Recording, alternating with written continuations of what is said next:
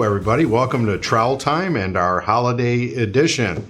It's great to have you with us, and as always is our Grand Secretary, Most Worshipful Brother Bill Finkel. Morning, Bob. Bill, good to have you with us. And Right Worshipful Brother Tom Braun, our Grand Lecturer. Nice to be here today. Tom, good to have you with us. As always, we've got Ben Tigner behind the cameras and acting as our editor. Yes, the howl comes from the audience.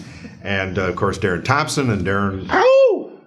That was another. more of a There's two screech than a howls. howl. Yeah, I don't know. I think they've been hitting the holiday cheer a little early or something. Here we go. And we have an audience of one with us, so thank you for being here. Yes, smattering of applause comes from the group.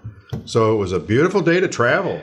Yeah. This is being filmed on the 21st, so we're expecting Snowmageddon to start sometime tomorrow. Now, if it doesn't, I propose pitchforks and torches to the weather people who are convincing us that all heck is going to break loose sometime on Thursday and Friday.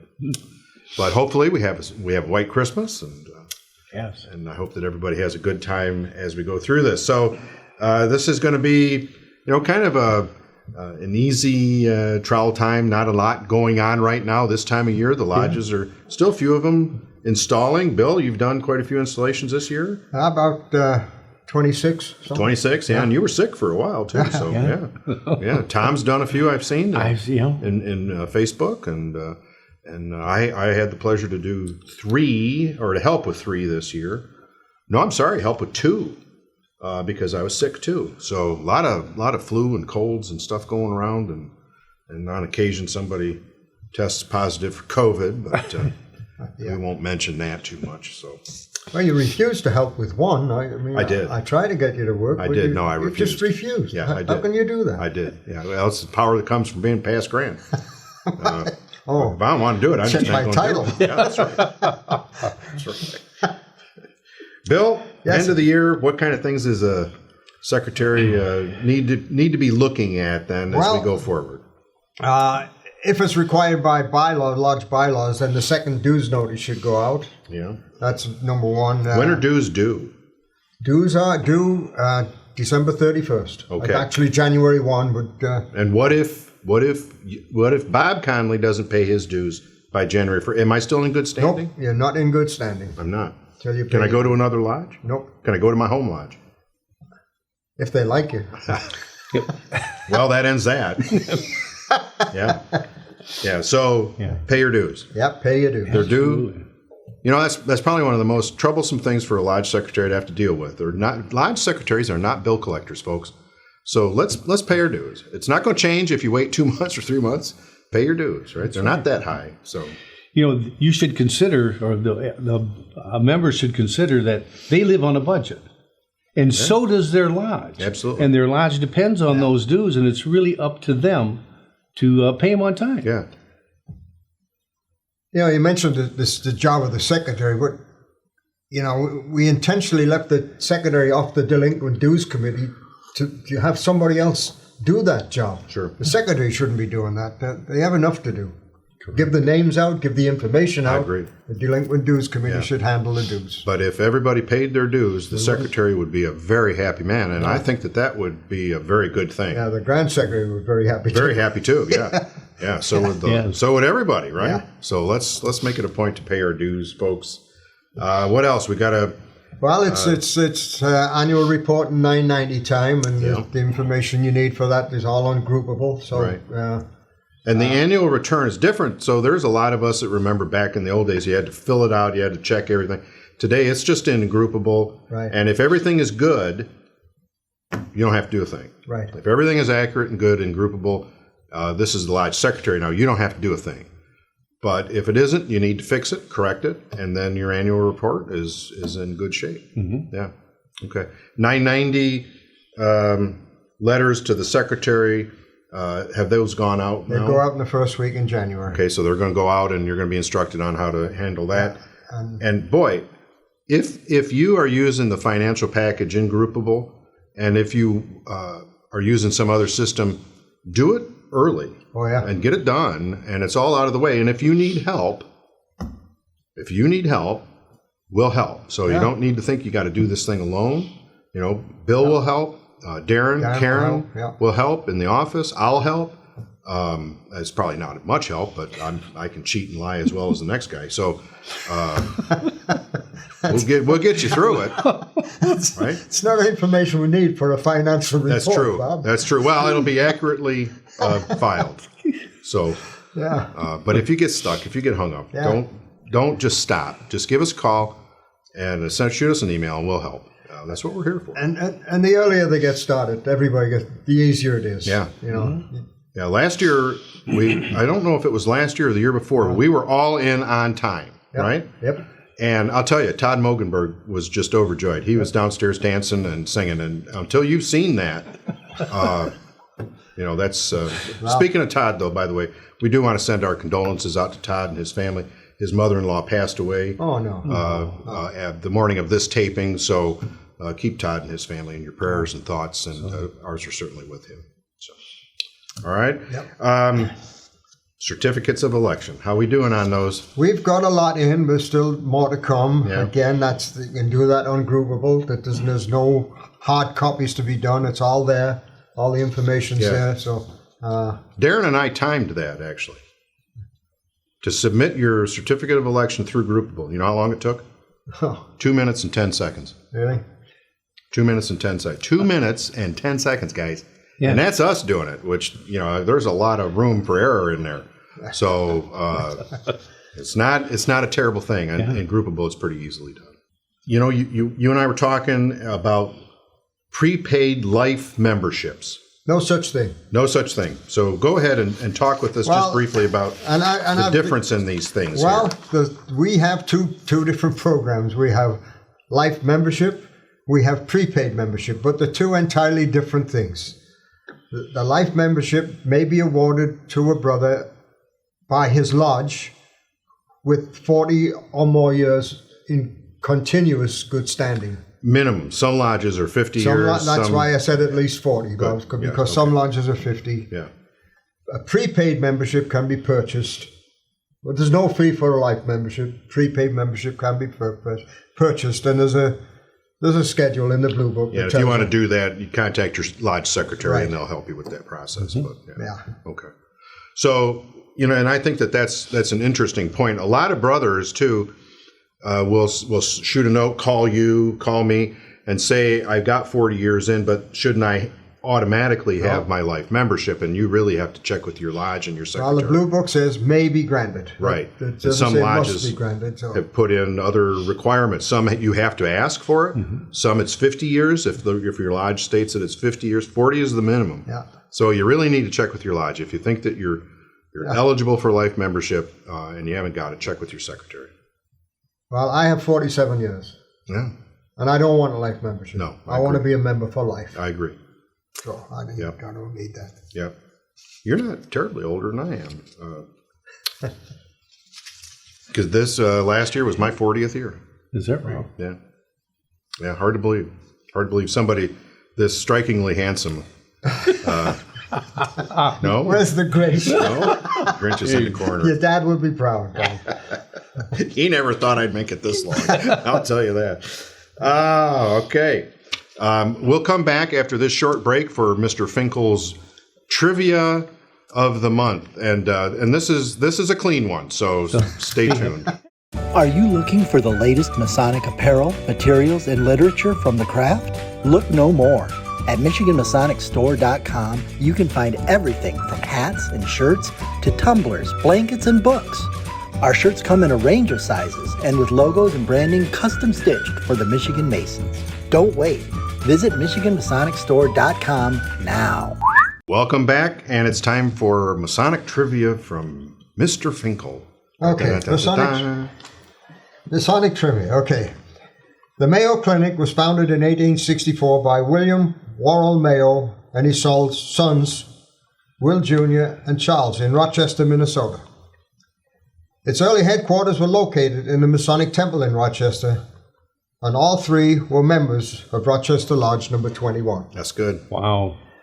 Now, this is of particular interest because our Right Worshipful Deputy Grand Master is attending the Mayo Clinic. Once a month he goes there for treatments, and we wish him the very best of luck. And so that's why I thought that was appropriate for this session. So. Yeah.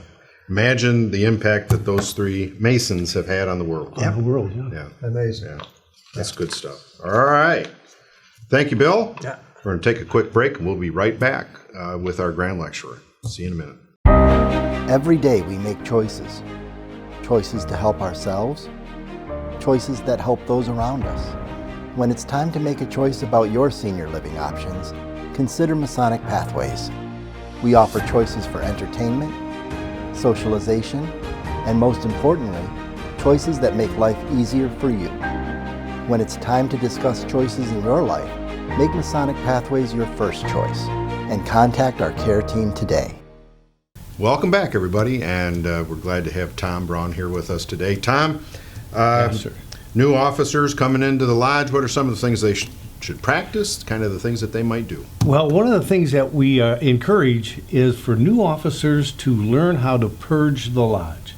It's a part of the ritual that people never do. No, it's not used much. And it's, if they access the study guides on the Grand Lodge website, they'll see the procedure for purging the lodge in all 3 degrees. That's good. And they should take note of that, and it'll give them an opportunity to go back to those study guides and learn something else. Yeah. So, Well, I never forgot my story. I told you that. Yes. So this would be 40 years ago. I was raised, and the next week, Three Oaks Lodge had a real good relationship with Michigan City Lodge. Still does. And so we went and visited it as a lodge, and I was a brand new Master Mason, and they purged the lodge all the time. So every meeting, basically, and as far as I can recall, in Indiana, they purged the lodge, collect the pass, right?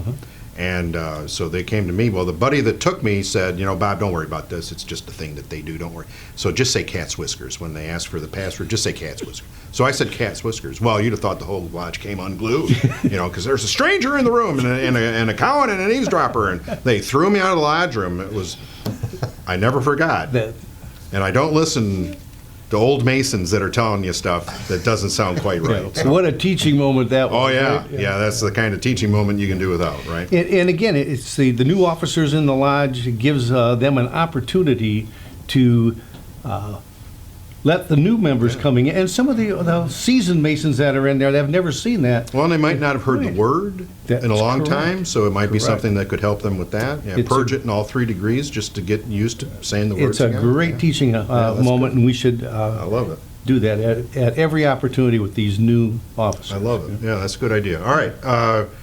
Ritual competitions, when's that going to happen? The the regional ritual competition is going to take place in February. Not that far away. And and so at this point in time, the regionals and the DDIs are picking sites for that to happen. Okay. And hopefully next month we'll have those sites and we'll be able to let everybody know where that's going on. Yes. So we're excited about that this year. Chime in next month on Trial Time. Yeah, absolutely. Yeah, all right. Absolutely. Good stuff. We talked a little bit about when dues are due and so forth. Right. And let's make sure that we do that this year, right? You've got, what do you got? Without this dues card, you can't really go to another lodge. You can go to your own lodge, but if they ask you for your dues card, what are you going to do? I don't know. This is your ticket to get in. Yeah. One of my lodges is Alma Lodge. Darren came in this morning and threatened me with physical violence if I didn't pay my if you dues. didn't. Yeah. But they're using our lodge page, and it was easy, wasn't it? Took me a minute. Yeah. So very good system. If your lodge is taking our lodge has our lodge page and is taking dues online, was very simple process to do that. So but let's make a commitment amongst ourselves to pay our dues early and often. Absolutely. So pay them a little sooner than usual, folks. All right, we're going to go over to Darren Thompson now for what are we going to do? The Q&A first, and here, Darren, take it away.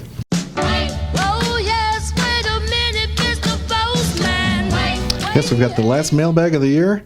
4 questions this month. 2 of them have come from Royce Myers, our favorite. He said he can do this every month, so we'll challenge him to keep on doing it. He's got great questions. So, all right, question number 1 comes to us from Ken Cook of Okemos 252. He wants to know, are the secretary and treasurer bonded through Grand Lodge, and how much, if so? I'll handle this. All right. So, yes, you are. The secretary and treasurer of the lodges are bonded. The maximum amount of the bond is $25,000 annually. There are a lot of caveats to that, but basically it would mean through, if there was perhaps some embezzlement or something along, which, we don't ever want to happen, but yes, the secretary and treasurer are bonded, and that is included in the notification that we have of the policy component. So if you want a copy of that, just shoot me a note or let Darren know, and we'll send you a copy of the policy statement. All right. Question number 2 from Royce Myers at Star of the Lake 158 in South Haven. He wants to know about the ritual for voting. Is there a right and wrong order for presenting the ballot? And is there a designated officer that should make sure the senior deacon gets his vote? Well, that's a great question. Royce, if you go to the Grand Lodge website, access the members only option, and then I believe it's the second option down, it's books, rituals, and training. Once you access that, next to the bottom of that menu, you will find why and how we ballot, which we generated, I believe, in 2016, and you were the editor on that, Bob. On the top of that, Sure, I provide the information. Piece of work, then. It was a great piece of work. But in that, you will find how the ballot should take place. It references the blue book for sections. You could go back to the blue book and look at that. Whoever takes the time, you will answer all your questions. So anybody out there in the craft, you'll get your answer right there. You can always go to the Grand Lodge website. There's so much information in there, you won't believe it. But as far as who should make sure that the senior deacon ballots, it's really up to the master. He can either vote first, and they can conduct a ballot around, and the senior deacon can vote last. It's just up to the master to set that precedent. Okay. And same thing with the order for the ballot? Absolutely. Which way it goes around, it's up to the And master. there's also an option in the balloting to put the ballot box on the altar and let people go up there and vote. So, yeah, read it all. You'll find all your answers. All right. All right. All right, question number 3 comes to us from Glenn Dickerson at center line number 550. He would like to know, are there different past master jewels for free and accepted Masons versus ancient free and accepted Masons? So he's seen some with the compass, the square, and the quadrant. He's seen some with the compass and just the quadrant. Is there a designated one for ancient versus free and accepted, or are they jurisdictional preference? What's the rule there? I believe it's jurisdictional preference. I don't think there's anything specific. For ancient or modern? Or ancient, yeah, or without ancient, yeah, I don't think so.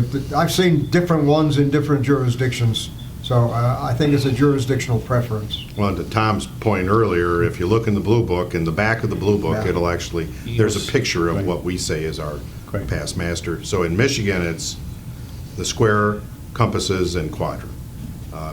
Signify a past master's jewel.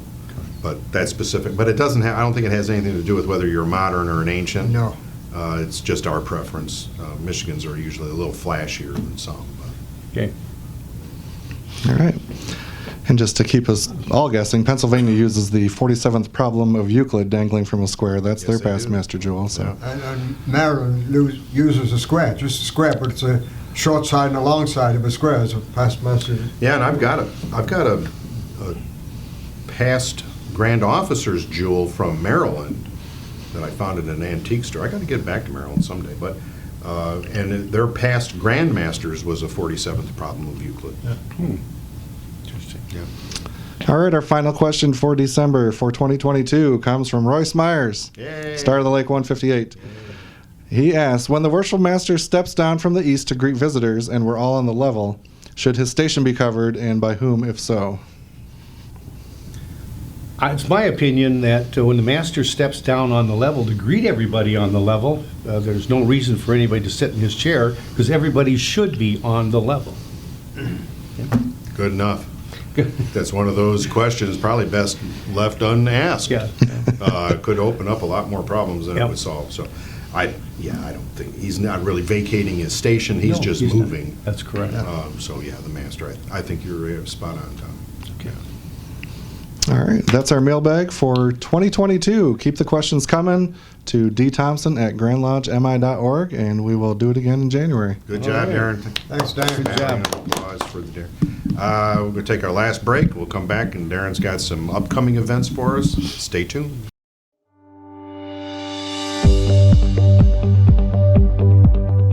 As I reread the Masonic obligations and the history of Masonry, what's happening here is certainly in line with those teachings. It makes us very proud to be a part of the Masonic family at this time. When I was Grand Master many years ago, my wife said, if we live long enough, we're going to go to the Michigan Masonic Home. There's a lot of competition out there. And this is a business, let's face it. And a lot of businesses out there want our money. And so the Masons are very, very prominent people. They donate a lot of money to a lot of things.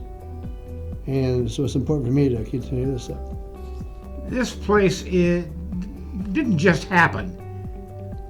A lot of Masons and Eastern Star people through the years have found ways to support this facility, and it is absolutely necessary that they continue to do this.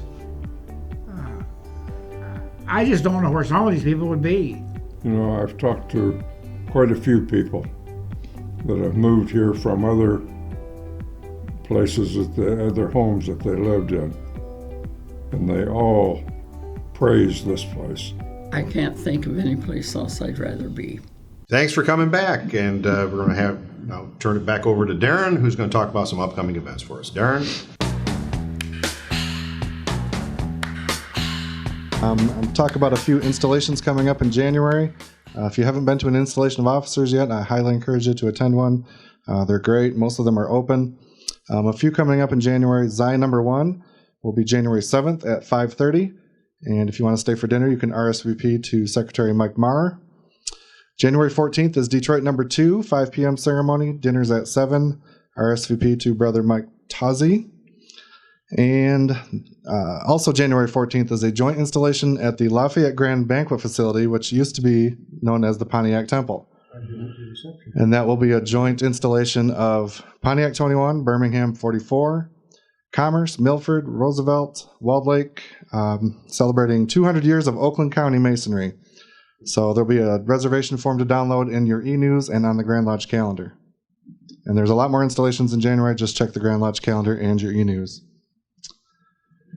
We've got the Pistons game, our joint outing with Prince Hall, coming up January 15th against the New York Knickerbockers.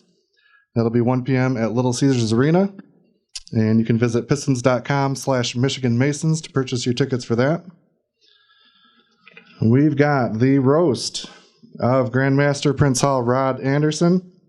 That is coming up Saturday, February 25th.